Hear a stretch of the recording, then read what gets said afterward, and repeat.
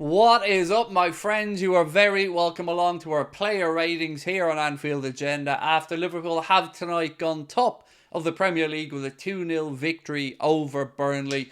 A game that, look, took us a while to finish off, mainly thanks to VAR and Paul Tierney, but we are here, we are victorious, and I'm going to do what I always do. Go through, giving the guys a score out of 10, asking you guys to let me know your thoughts in the comment section. Drop a like on the video if you enjoy it. Most importantly, please do hit that subscribe button. I do apologise for these ratings going up a little bit late, but we were straight into another watch along on top of the league and we're only just finished now. So I'm going to get stuck into it. So look, 2-0 victory. We start off as we always do with Mr. Alisson Becker, who didn't really have anything to do today, in all honesty. So it's a very hard one to score for Alisson. And when I struggle to score, I generally go for a magical number, a particular number. That number, of course, is 7. The next one is Trent Alexander-Arnold, and my opinion of Trent today seems to be different from a lot of people. I think Trent did really well. I think Trent's ball playing ability and the range of passing that he showed today, and a lot of the time, his outstanding. But when I put him in the man of the match poll after the game, a lot of people were disagreeing, and that's okay. We all see football in a different way. So I think Trent played well today. I think we're going to see him in midfield sooner or later, and when we get bodies back from injury, maybe that'll be the second half of the season. But today for Trent, I'm going to give him a score of 8 because I thought he was very good. But then again, most of the backline are going to get a pretty good score today because they were all pretty good. Moving across to Captain Virgil van Dijk, who I believe was given man of the match by Amazon. Look, I've got to be honest about this one today. I had to get help from the audience for Virg because I wasn't really paying much attention to what Virg was or wasn't doing because we didn't really have all that much defending to do. But he has marshalled another clean sheet. He did have a younger, inexperienced centre-back alongside him who played really well. So with that in mind and with the festive season, let's continue on the positivity and let's give Virg also a score of 8 out of 10. Now we move on to Mr. Jarell Quansah, who, look, every time he plays, we just are reminded of the fact that this dude's a real talent. Today, I thought he was really good alongside Virg. I thought, look, the biggest compliment I can give him is that he just doesn't look out of place. And I think that's a massive compliment. His range of passing is also phenomenal. So we'll give him a score of 8 out of 10. Now, I promise you, there aren't just 8s all around. I am going to have other numbers coming up soon. Joe Gomez, on the left side, again out of position because, of course, he's more naturally a right-sided defender, or as in a centre-back or a full-back. But I thought Joe, again, did very well today. He had more attacking threat than maybe he will have against other teams because Burnley, they didn't really, for long periods, we bossed that game. We managed it well.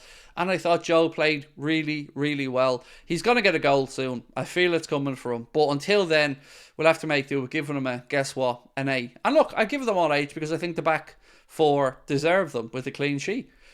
Now we move into the business end, though, into the midfield. And Endo, I thought, was top-notch, except for one pass. You know the one I'm talking about, where he played it across the front of his own goal, and Burnley intercepted it and had a shot that went just wide.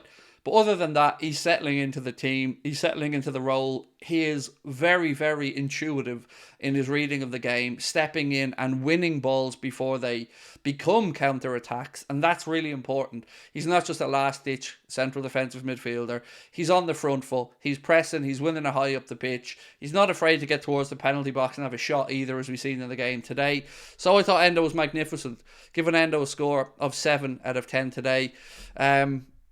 Because he has been so good recently, I feel like I have to judge him now by a new standard. So we're going to give Endo a score of 7 today. He lost a point for that pass. If he didn't make that pass, he was getting an 8.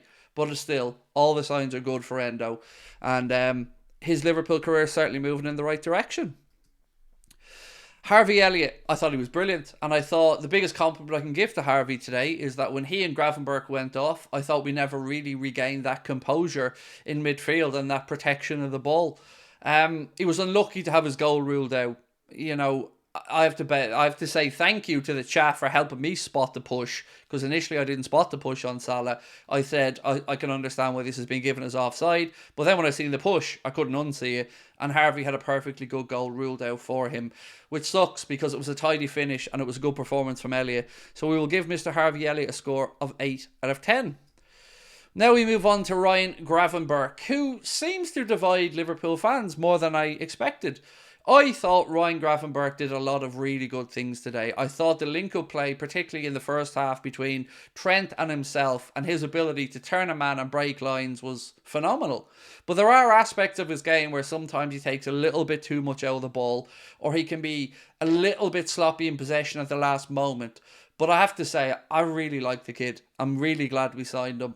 And I think he's going to be brilliant for us. I really do. And today I thought he was top notch. So I gave him a score of 7 out of 10. Moving on to Mohamed Salah. Now, I feel like, again, every time I want to be honest and give my true opinion of Salah, I feel I have to caveat it with all of the stuff that, we know. He's a brilliant goal scorer. His record at Liverpool is phenomenal. But he's not playing at his best. And I'm being respectful, but he is not playing at his best. And he is not at the level we know he's capable of. And sooner or later, we're going to have this serious conversation. Yes, you can say to me about the percentage of his goal involvements and stuff, but it's about the eye test as well. And it's going to be interesting to see how we get on when Endo's at the Asia Games and Mo is at the AFCON. More so to see what a future might look like without Mohamed Salah, if indeed that day comes. Because today he had a couple of opportunities that he squandered, and I really don't feel like he's at his best. I don't. We know what he's capable of, and with my eyes, I'm not seeing the Mohamed Salah that we've seen for years gone by. So for that, I've given Mo a score today of 6, and I'm standing over the score because I view it to be fair. Moving on to Darwin. So his goal was top notch today, and I want to give him a special mention because not only did he score the goal and finish it really well, but it was that determination to get up off the ground and rejoin the attack. Then it was a ball played to him by Cody. He moves onto his right foot, shifted a bit yard and buries it into the corner. After that, I wanted a bit more from him in the game, but I do feel comfortable enough to say I do think he's better on the left than through the centre. And what I like today from our forwards, and I certainly do include Mo in this, was there was more movement from them. We were seeing Gakpo, Darwin, Salah all taking up each other's positions and changing occasionally. And I like that. That's always a good sign for me when I see it in a Liverpool team. So for me today, I've given Mr. Darwin Núñez a score of 7 out of 10. I wanted a little bit more after the goal, but I tell you what, great goal from him. Delighted for him, and I don't think he can not start him against Newcastle, particularly after what he did against St. James's Park. Against Newcastle at St. James's Park when he came off the bench to win it. Cody Gakpo, still don't think he's a number 9.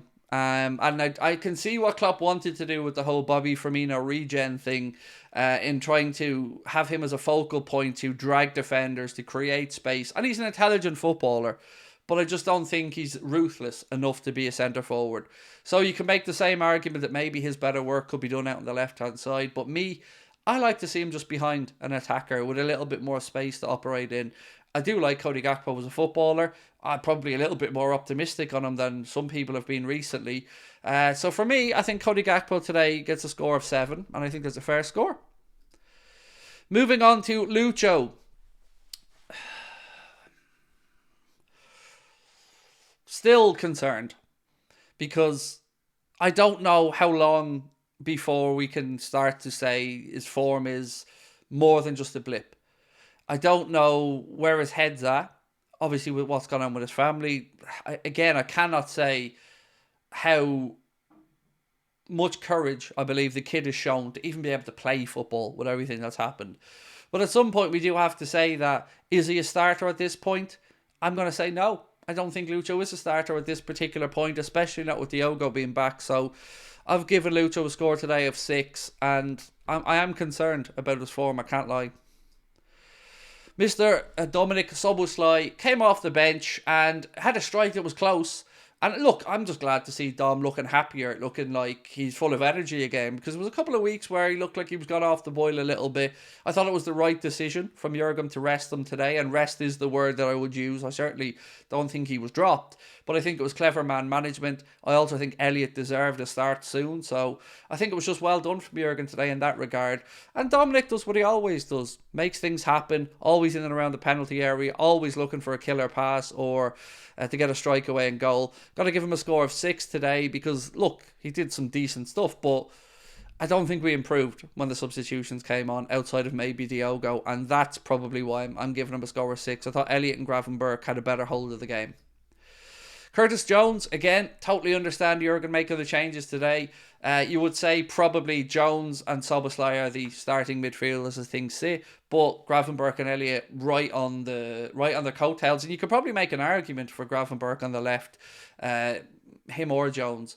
Today, look, again, I'm going to say what I said before. I think we were a little bit stronger with Gravenberch and Elliott on the pitch, but I do like Curtis Jones, and I'm glad to see him returning to the form we had last season, because it was a tough couple of years before that. So for Curtis Jones, we'll give him a score of 7 today. Moving on to Diogo. Assassin is back, my friends. That was not an easy goal, but it was a striker's goal through the keeper's legs. And by the way, Trafford had a great game today. He's a proper goalkeeper. But we've seen Diogo. He only needed 10 minutes to do it, and he did it. And surely now, if he's able to start against Newcastle, he has to start against Newcastle. I'm delighted to see him back. And Diogo gets a score today of 8 out of 10. Very well deserved. Now, the final one today is Jurgen Klopp. And I've got to say, I don't really have any qualms with Jurgen today. Other than the fact that we were shafted again by VAR on 2 occasions. I have no complaints about the gaffer today. I understood why he made the changes he did. I liked that he put Gerald Kwanzaa in the team. Yeah, so not really much to complain about from Jurgen today. So we'll give the manager today a score of 8 out of 10, which I think is more than fair considering it's another away win and a clean sheet. So, my friends, that is our player ratings. Now it is over to you to let us know your thoughts. Tomorrow I'm going to be live from 5:30, coming on earlier tomorrow because Adam and Ben are doing the Everton against Manchester City game on top of the league. So I'll be live here at 5:30, and then we'll have a transfer news video as well. So thank you for all of your support today. Again, apologies this video is going up so late, but I look forward to reading your comments and seeing your scores. Thank you very much. Bye-bye.